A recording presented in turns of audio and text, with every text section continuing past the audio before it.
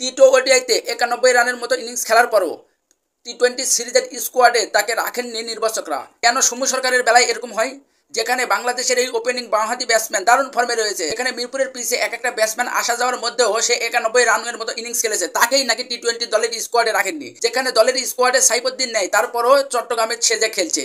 কি একটা অবস্থা! বাংলাদেশ ক্রিকেট কখন কি করে কিছুই বলা যায় না। যেখানে 100% ফিটনেস নিয়ে সব কিছু ঠিকঠাক নিয়ে বেশ হারিজার একটা ব্যাটসম্যান এবং টি-20 স্পেশালিস্ট ব্যাটসম্যান কিন্তু এই সৌম্য সরকার, আর এই সৌম্য সরকারকেই এবার স্কোয়াডে রাখছেন না বা দলে রাখছেন না নির্বাচকরা। সৌম্য সরকারের বেলা কেন এরকম হয়? যেখানে সৌম্য সরকার কিন্তু দারুণ ফর্মে রয়েছে, দ্বিতীয় ওয়ানডেতে সুযোগ পাওয়ার পর 44 রানের মতন ঝকঝকে একটা ইনিংস খেলে, এরপর তৃতীয় ওডিআইতে 91 মতো একটা ইনিংস খেলেছে, আর কয়েকটা রান করলে আর 60টি রান করলে সে সেঞ্চুরি করতো। তারপরও এই সৌম্য সরকারকে স্কোয়াডে রাখেননি টি-20 স্কোয়াডে, আর বাদ বাকি যেসব ব্যাটসম্যান রয়েছে আসা যাওয়ার মধ্যে ছিল, তারপরও এই সৌম্য সরকার 91 রানের মতো একটা ঝকঝকে ইনিংস খেলার পরও তাকেই স্কোয়াডে রাখছেন না। তাহলে কি যেভাবে বাংলাদেশ দল চাচ্ছে আর যেভাবে চলছে এভাবে যদি চলতে থাকে বাংলাদেশ ক্রিকেট বেশি দূর আগাতে পারবে না। কারণ এই সৌম্য সরকার দারুণ ফর্মে থাকার পরও সে দলে থাকছেন না, দলে রাখছেন না।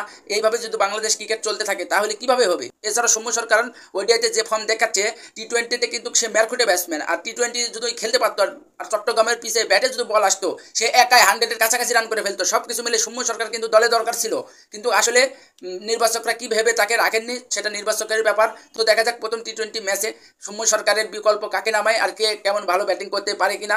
আমার তো মাথায় ধরে না সৌম্য সরকার এত ভালো খেলার পরও সৌম্য সরকারকে কেন স্কোয়াডে রাখলো না বাংলাদেশের নির্বাচকরা। একবার ভেবে দেখার বিষয় এটা।